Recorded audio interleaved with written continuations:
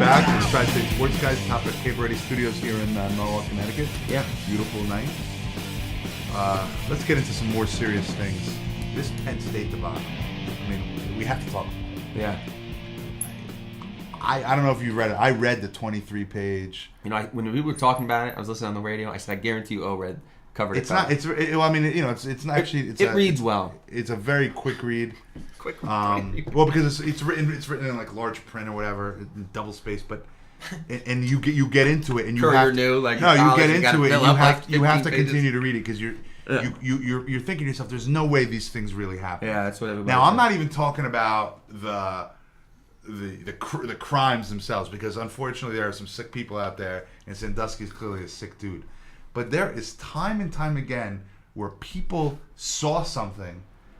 There's no doubt in their mind what they saw. It's not even like I think I saw it. Yeah. And all they do is just tell their boss. Because in Pennsylvania, that's the rule. Like in New York, if these people did that stuff, they'd all be arrested.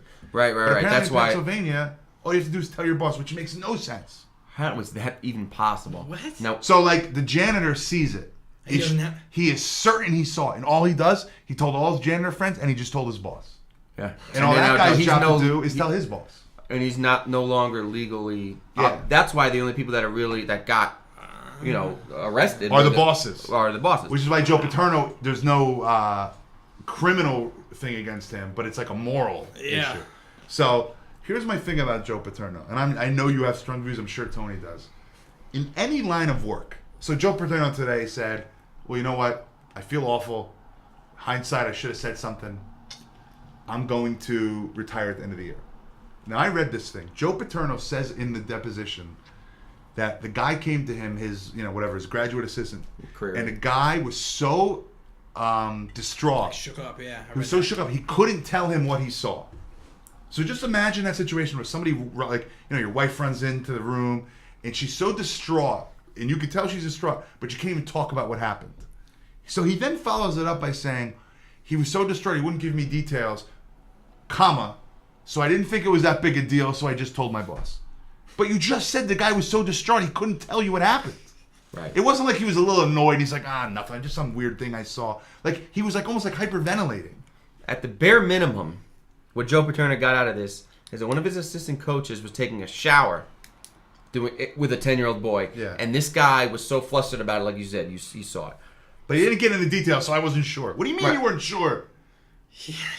The idea, look, I mean, I've always been a Joe Paterno fan. I've always been, and like a kind of a passive Penn State fan. So, when it first came out, you first said on Sunday we should talk about it on the show, and I was like, I don't really want to talk about it because to me, Tony and I were like, we have to talk about it. Right, and I'm glad you did. So I'm glad we had a little back and forth because I was like, I don't want to talk about it. But then I'm like, you're exactly right. We have to talk about it because it is a sports story, and it is just like you hear people now. People are in such disbelief that Joe Paterno would possibly know about this. They're looking for every type of angle. And I did it myself. You analyze it like maybe he just didn't know or maybe... But then, look, there is no excuse. There is no way you could possibly defend Joe Paterno in this case. And just because there are even people saying, well, look, they're not investigating him. But they're not investigating him for just what you just said. Because of the loophole. Because of the loophole in the law. His alibi is, well, I went and told my boss. And they didn't do anything. But the idea that this guy can live with himself. Exactly. Can you even imagine? Imagine the guy McCreary. Now, even him, I'm not going to give him a pass because he definitely doesn't get a pass, but nobody cares about him because he's just a graduate assistant. But I don't even receivers coach or whatever. But I understand that. But you have to say something. How could you? How could you sleep at night for the? And that's that's 13 years ago. That's my. I would not be able to sleep. You didn't. People are like, well, he did his job, and I went to high school with a bunch of guys who went to Penn State, so I see them on Facebook and they're going back and forth. And to their credit, every guy that I know that went to Penn State is as mortified as could be. But there are people that are like writing to their comments saying, well, making excuses or you don't know what happened. I'm thinking to myself, this is not like you walked in and somebody was having an affair, or you walked in and the guy was doing some sort of drug. Yeah, like this is not like one of those, you're not snitching like because those are situations like even though drugs are illegal. You may say, you know what? If that guy's doing drugs, that's his problem. I don't want to deal with it. Basically, a victim. And maybe Joe Paterno says, you know what, dude? You stay out of here. I don't want to even hear about that anymore. Right. Because that's what you would do. It's your buddy. You don't want to escalate it. But when you see something that is that illegal, right? it's not even about your friend. There are no friends at that point. There's no loyalty. And in Joe Paterno in his thing today, in his press release when he announced his retirement, he said, my dedication has always been to the university and the players. And that's where he's wrong. He doesn't even realize that's wrong. Your dedication is to the people and then the university. It's not about covering up for the university. This guy has an issue. And by enabling him, this is not like enabling him to do more drugs. You're enabling him to hurt more lives that can never ever be fixed. Ruin lives. Never ever be fixed. And if there's been 10 people that have come out, there's probably 100. Yeah. You know what I'm saying? And the two main excuses I hear, not excuses, but the angles that you hear people calling the talk radio are, well, imagine if it was your friend, and this guy, you've known him for 35 years. Would you be able to just turn around and snitch on him? Yeah, this is not, the street code of... I heard that too. And you know what? Are you nuts? I'm even going to play devil's advocate and say maybe the first time it happened, Joe Paterno was like... That can't possibly be true. Joe Paterno's like, that's a really weird story. Can't possibly be true. I'm going to go talk to my buddy and say, dude, I don't know what the hell you were doing. Stop it. Yeah. Gotcha, Joe. Sorry.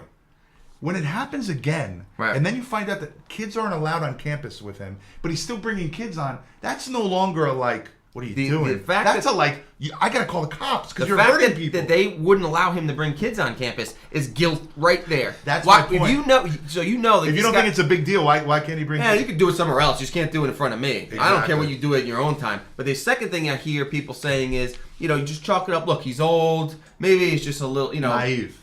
He's naive. They say. Now, if you are so old that you don't know that the fact that this guy is raping a boy in the shower is wrong, then you need to be in some little home, eating your, having a little arts and craft time, eating your pudding in some crazy home or in some old folks' home, because that means you're too old to be assimilated in general population of the world. Here's the other thing. That's even more crazier than the other thing. Now I'm talking about now I want to talk about the university for a second. You tell me right now, if this were Norwalk University, if it was Johns Hopkins, and the guy has third-year coach, and his record's 35-35, and they're 4-4 this year. This guy, he would be out of there 7 days ago. Yeah, I don't care that Penn State's 8-1. The idea that this guy. Let me tell you, I work in finance. A guy at UBS who works in operations. For anyone that doesn't know anything about finance, operations is like a job that is so far from the top level of the job. It's an important job, but it's called a back office job. You don't deal with the front office people. A guy in operations somehow hid the fact that he had a $2 billion error. $2 billion. He admitted it. He got arrested, and everyone around him or everyone who was connected with that guy got fired. and no one ever said it was their fault. No one ever said they even knew about it. But the fact that they were close enough, they were like, I don't care if you knew. It's your job to know. Here's a guy who admits he knew about it. Yeah. And this is a real crime. This is not like, he stole money. Yeah, it's a real crime.